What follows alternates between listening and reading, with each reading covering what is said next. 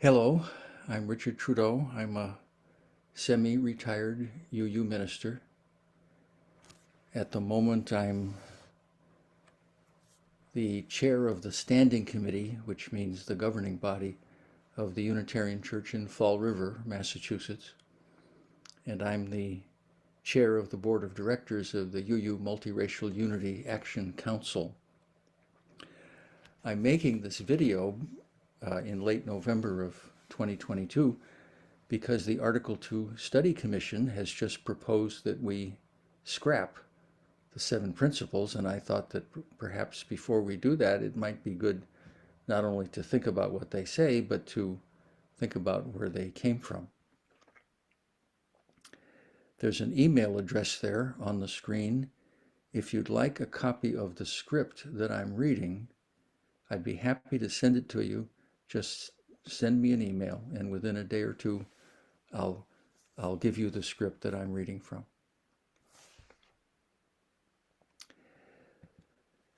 This is how the Unitarians were describing themselves right before their consolidation with the Universalists in 1961. Purposes and objectives of the AUA. Section 1. In accordance with its charter, the American Unitarian Association shall be devoted to moral, religious, educational, and charitable purposes. In accordance with these purposes, the American Unitarian Association shall, 1. Diffuse the knowledge and promote the interests of religion, which Jesus taught as love to God and love to man. 2. Strengthen the churches and fellowships which unite in the association for more and better work for the kingdom of God. 3. Organize new churches and fellowships for the extension of Unitarianism in our own countries and in other lands. And 4. Encourage sympathy and cooperation among religious liberals at home and abroad. Section 2. The association recognizes that its constituency is congregational in polity and that individual freedom of belief is inherent in the Unitarian tradition. Nothing in these purposes shall be construed as an authoritative test. One thing that strikes me is how little this says when you compare it to our current list of 7 principles, 6 sources, and more. The reason is that this statement was produced essentially in its present form in the 1890s, and it was produced at that time to heal a schism. It's an anti-schismatic statement. It wants to set a bar that's very low, making a tent as big as possible to include all of the factions. Let me tell you about the schism.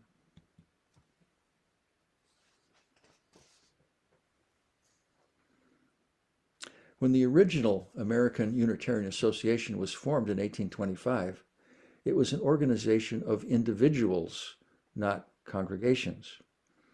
It did not correspond to the UUA. It was something like UUs for a Just Economic Community, or UUs for Jewish Awareness, or another of those many groups we have today. The Unitarians did not have an organization of congregations until 1865, when they formed the National Conference of Unitarian and Other Christian Churches. It's clear from that name that the majority of Unitarians thought of themselves as a kind of Christian. Of course, other religious people thought of them as heretics, but they thought of themselves as a kind of Christian.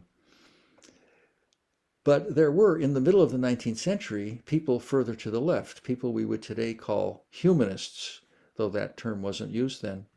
And there were humanist congregations. And just 2 years after the formation of the National Conference, about 24 congregations seceded and formed the Free Religious Association. And this schism lasted for a quarter century. The schism ended in the early 1890s when the three Unitarian organizations, the AUA, the National Conference, and the Free Religious Association, combined into a single organization of congregations.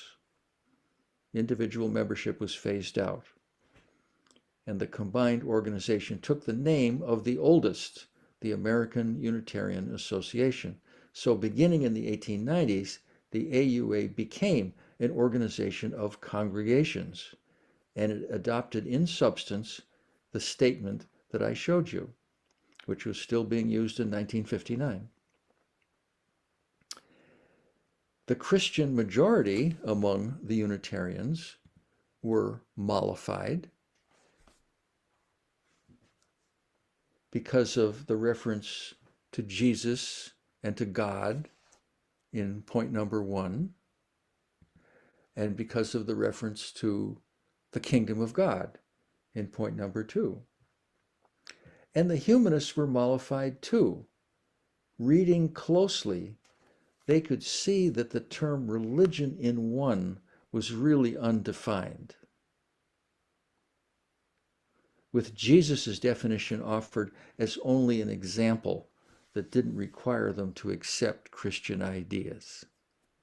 Religion, which Jesus taught as love to God and love to man. And they could accept the mention of kingdom of God in 2, because by the 1890s there were some biblical scholars who were saying that on Jesus' lips that expression referred not to an afterlife or anything supernatural, but to a vision that Jesus had of what this world could be like if there were peace and justice and enough to go around. Another thing that strikes me about the 1959 Unitarian statement is that it makes no mention of what I want to call the Unitarian taproot. That is the original religious concern of American Unitarians. The Unitarian taproot was salvation by character. Let me tell you about that.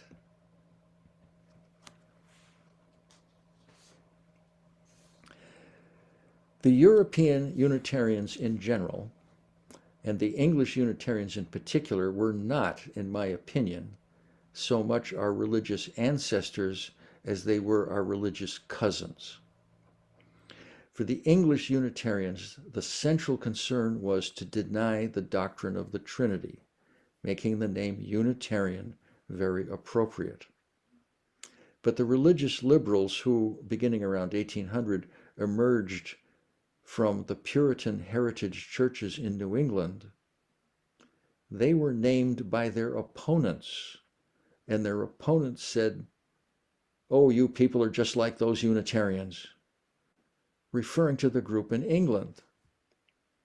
The American liberals accepted this name because they did have doubts about the Trinity, but their central concern was not to deny the Trinity, but to deny predestination, the Calvinist doctrine which says that before we're born, God has already decided whether we're going to heaven or hell, and there's nothing we can do to change God's decision. The American Unitarians said in effect, "Oh, that's so unfair. We don't believe in a God like that, a tyrant whose whim seals a person's fate for all eternity. We believe that each person has the power to earn their own salvation by living a life of high moral character." And the Unitarians summarized this line of thought in their slogan, salvation by character. Not God is one, salvation by character. It's not surprising there's no mention of salvation by character in the Unitarian statement, because the term salvation would have been radioactive to humanists. And of course, they were trying to be inclusive of humanists and Christians. And though I think the Unitarians could have included much of the substance of their taproot, salvation by character, in other language that would have been acceptable to everyone, for example, the dignity of each individual, the fact is that they did not do so.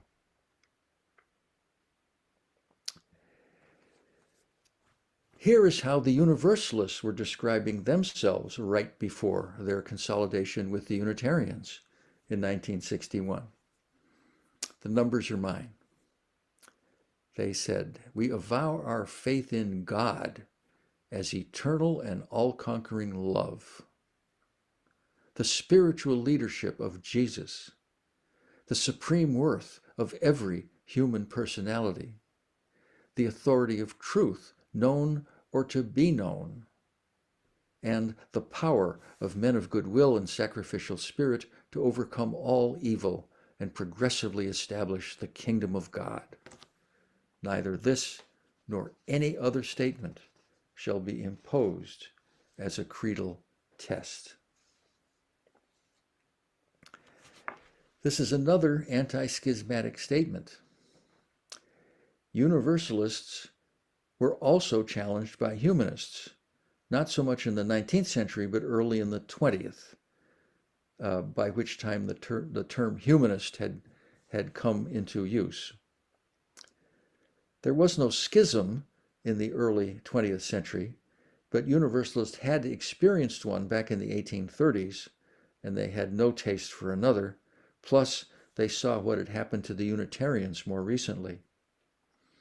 Many of the Universalist leaders appreciated what humanists were saying, but at the same time, they felt that Universalism had spent 150 years developing a very liberal form of Christianity, and they didn't want to give that up.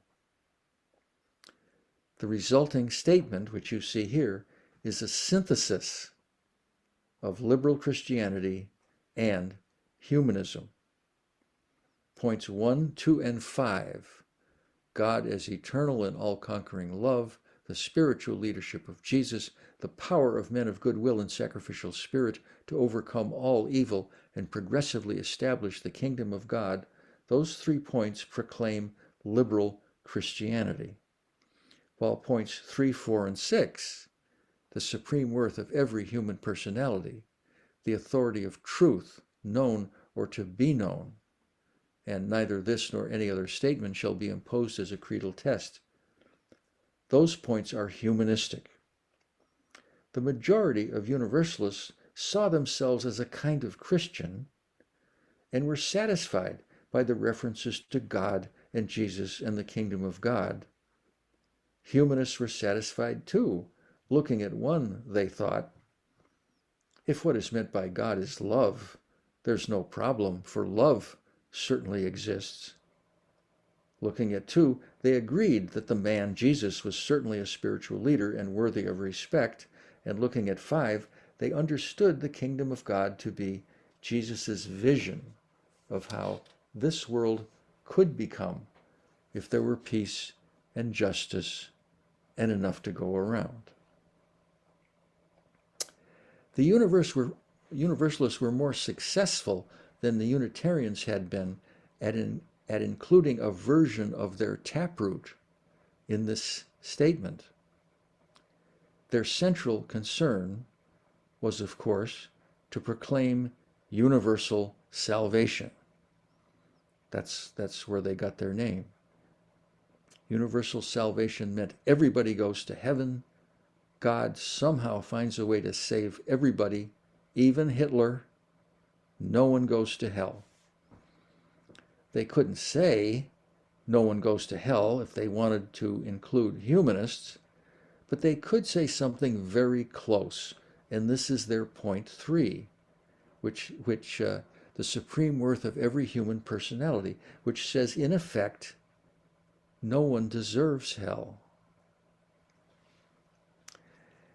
In 1961, the Unitarians and the Universalists got married, and they produced this description of their union. So this is the first set of UUA principles. The underlining is mine. Principles and purposes of the UUA. The members of the Unitarian Universalist Association, dedicated to the principles of a free faith, unite in seeking, 1, to strengthen one another in a free and disciplined search for truth as the foundation of our religious fellowship. 2, to cherish and spread the universal truths taught by the great prophets and teachers of humanity in every age and tradition, immemorially summarized in the Judeo-Christian heritage as love to God and love to man. 3, to affirm, defend, and promote the supreme worth of every human personality, the dignity of man, and the use of the democratic method in human relationships. 4, to implement our vision of one world by striving for a world community founded on ideals of brotherhood, justice, and peace.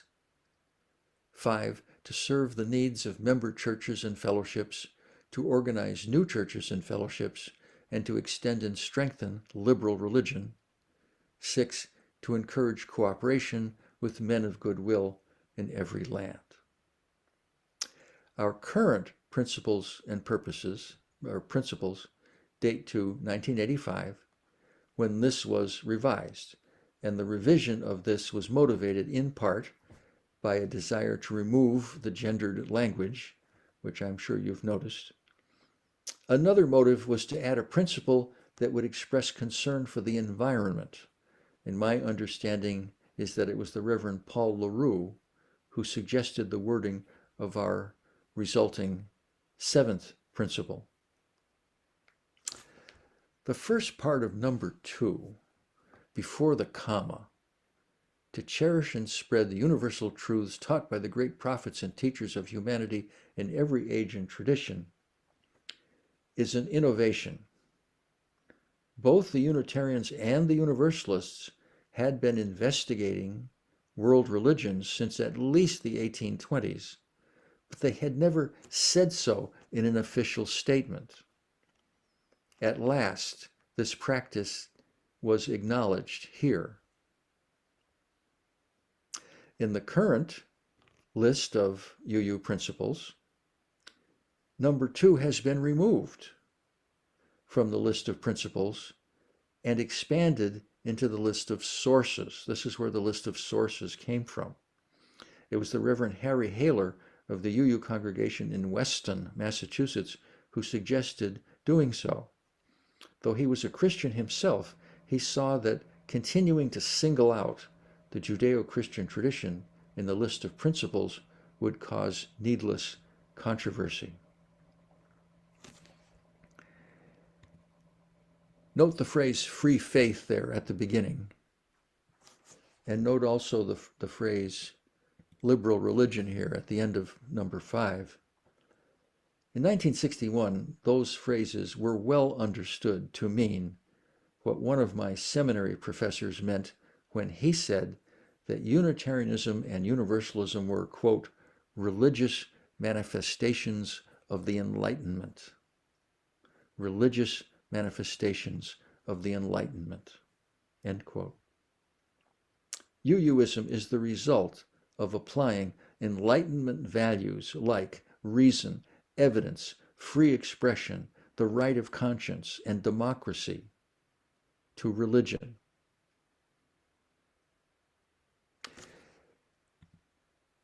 In 1, the free and disciplined search for truth has become our current 4th principle, which says a free and responsible search for truth and meaning. Much has been made lately of the word responsible being substituted for the word disciplined. In the 1961 statement, discipline meant intellectually rigorous. Some have suggested to me that the change to responsible in 1985 reflected an attempt to introduce an ethical dimension. This may be so, but I'm sure that there was no thought whatever in 1985, as some are asserting today, that responsible implies that one's search for truth should be pursued with an eye to the wishes or the feelings of outside observers. The language at the beginning of 3, affirm and promote, is used today at the beginning of our current 7 principles.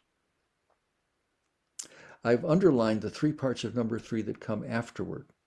The first, the supreme worth of every human personality, has been lifted directly from the 1953 Universalist statement, and it expresses in humanist language the Universalist taproot. The second underlined item in number 3, the dignity of man, expresses in humanist language the Unitarian taproot, salvation by character, or at least something very close to that. Our current first principle, the inherent worth and dignity of every person, has combined these two, making our first principle a concise statement of simultaneously the most important part of the Unitarian heritage and the most important part of the Universalist heritage. Our current fifth principle, the right of conscience and the use of the democratic process within our congregations and in society at large, derives from the last thing I underlined in number 3, together with the right of conscience that is implied by the phrases free faith and liberal religion, as I mentioned before. Here are our current principles, unchanged since 1985. Later revisions have been confined to the sources and guarantees of non-discrimination. I have added the numbers and the underlining. Principles of the UUA. We, the member congregations of the Unitarian Universalist Association, covenant to affirm and promote 1, the inherent worth and dignity of every person, 2, justice, equity, and compassion in human relations, 3, acceptance of one another and encouragement to spiritual growth in our congregations, 4, a free and responsible search for truth and meaning, 5, the right of conscience and the use of the democratic process within our congregations and in society at large, 6, the goal of world community with peace, liberty, and justice for all, and 7, respect for the interdependent web of all existence of which we are a part. The things I've underlined are things that have been attacked by national UU officials at the UUA and in the UU Ministers Association and in the leadership of both our seminaries over the last 10 years or so. They have attacked the inherent worth and dignity of every person, saying that should be decentered. They have attacked by their behavior acceptance of one another. They have attacked by their behavior a free and responsible search for truth and meaning. They have attacked by their behavior the right of conscience and the use of the democratic process within our congregations and in society at large. And of course now, by the